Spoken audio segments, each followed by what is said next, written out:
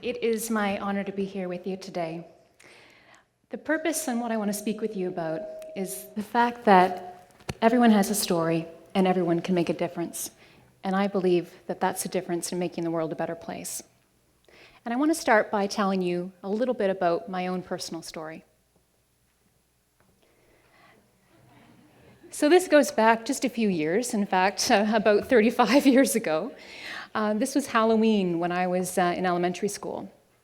And I was the one with the tinfoil crown on my head, where one of my best friends, Tina, was a witch and another friend was a skeleton, that's Sunil.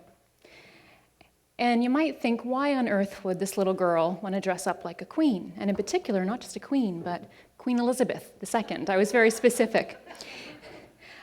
And looking back and thinking about that, what I think is, as a little girl, I felt it was the queen who could really make a difference in this world. So I found her to be inspirational and powerful. And I thought, why not? So my fascination with being a queen continued. In the next few years as a young girl, I decided to write an essay about if I were a queen. Again, not with any grandiose notions about myself, but more as a little girl, a fantastic leader in my view was a queen. Someone who could impact change. So this is an actual copy of the essay that I wrote when I was about 8 years old. The first line says, "If I were a queen, I would help the poor." It goes on to talk about everyone would have education. I would make sure everyone is treated equally and with respect. Everyone would have a home. Everyone would have recreation. Everyone would have the same opportunity. And I also said, my kingdom would not have a dungeon.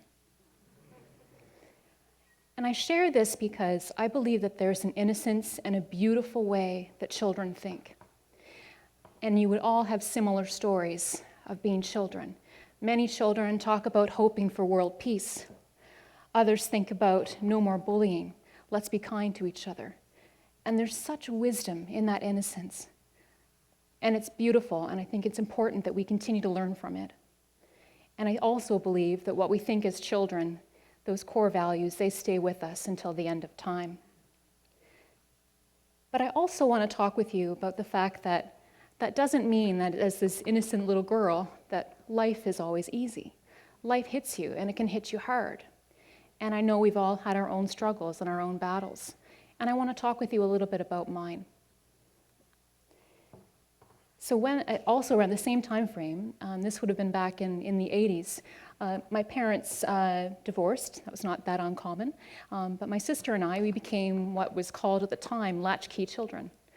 We moved from the neighborhood we knew. We went to a new school. We had to meet new friends.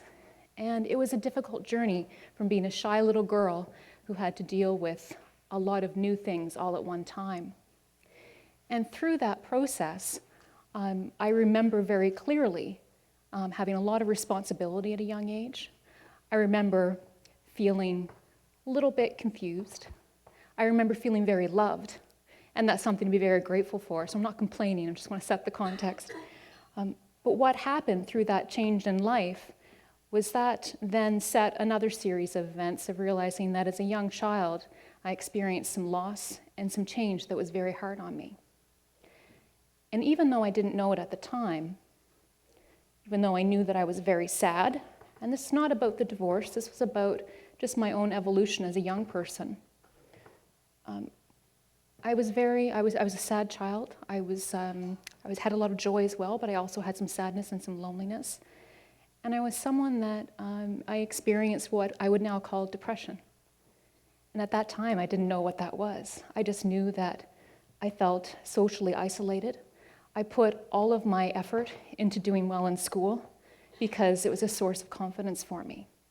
And by doing that, it became even more socially isolating because I was then the brain.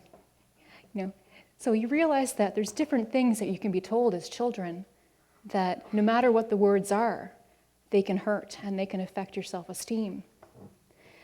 So as I struggled through and thought about my life, and I think this is carried on through my whole life, but as through those years, those formative years of elementary, junior high, which I'd never want to redo again, and high school, it was something that I often thought to myself, Why on earth would anyone want to be my friend?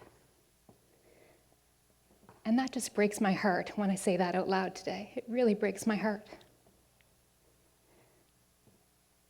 So my point is, we have wishful thinking and we have hopes and dreams.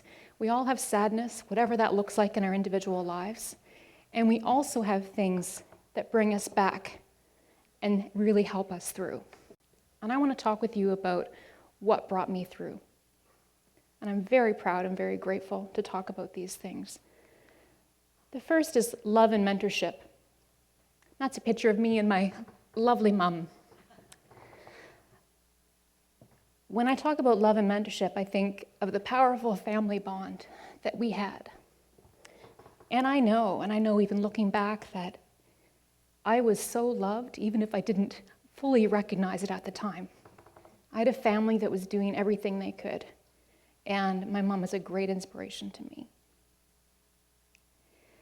Also, when I think of love and mentorship, it's that broader group of mentorship and love. So it's the surrogate parents in your life. It's your friends, it's your family. It's my dad, it's my beautiful sister. It's those people who really, they care so much that they're going to be with you and they're going to love you and they're going to make sure that you understand the potential that you have and how special you are. So that's the first game changer for me.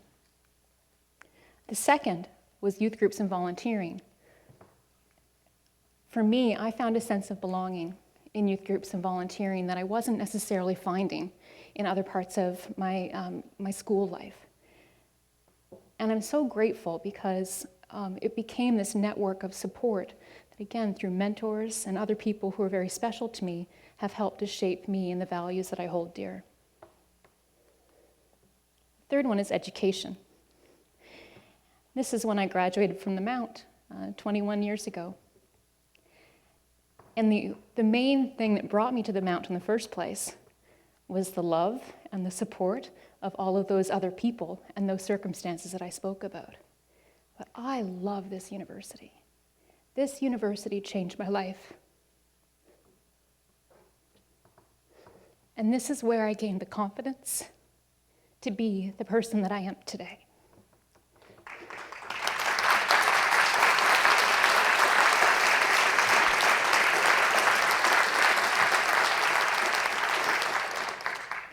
So woven through all of these things that I spoke about, mentorship and love, volunteering and community, education, the common factor weaving all of that together, in my view, is love. So if love is the difference maker, why is it so complicated?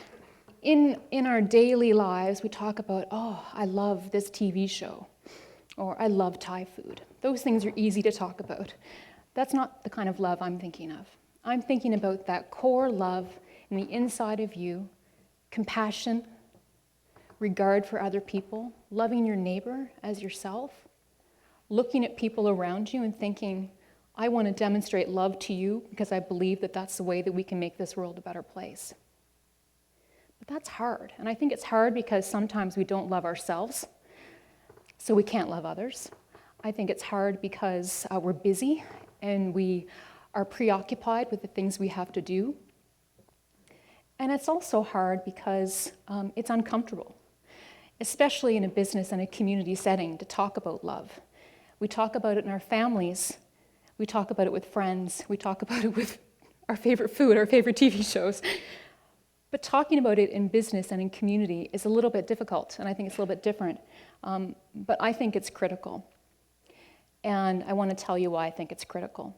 In Halifax, it's very specific, in Halifax, there are 1,700 individuals who are episodically homeless.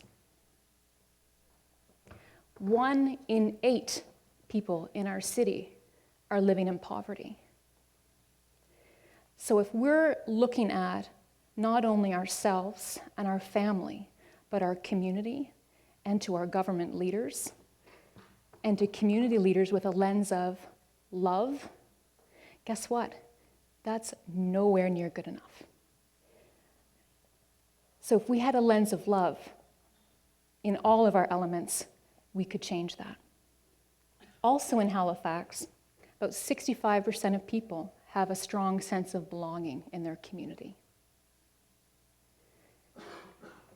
Not bad, and it might be a C at the Mount, I'm not sure, C grade.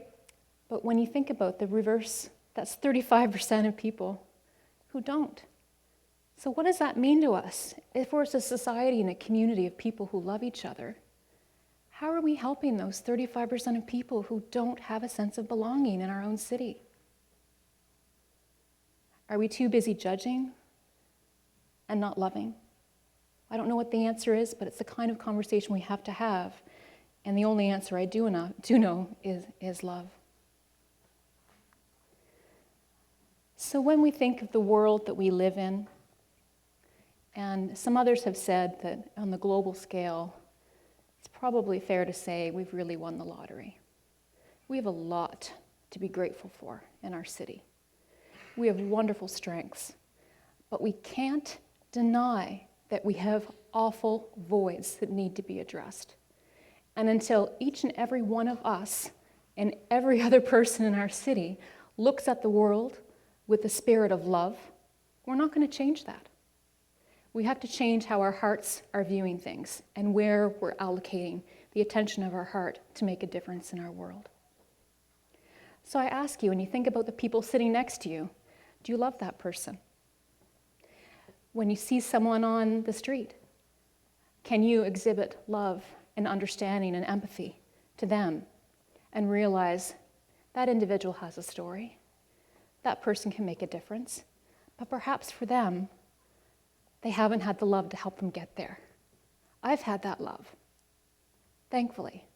I've learned that love is really important to me, and sometimes maybe I live with a little bit too much heart, but that's who I am, and that's what I'll always be, and that's critical for myself. And I'm sure we all have different interpretations and different ways that we want to live, but I urge you to look at that love piece in a very, very broad way.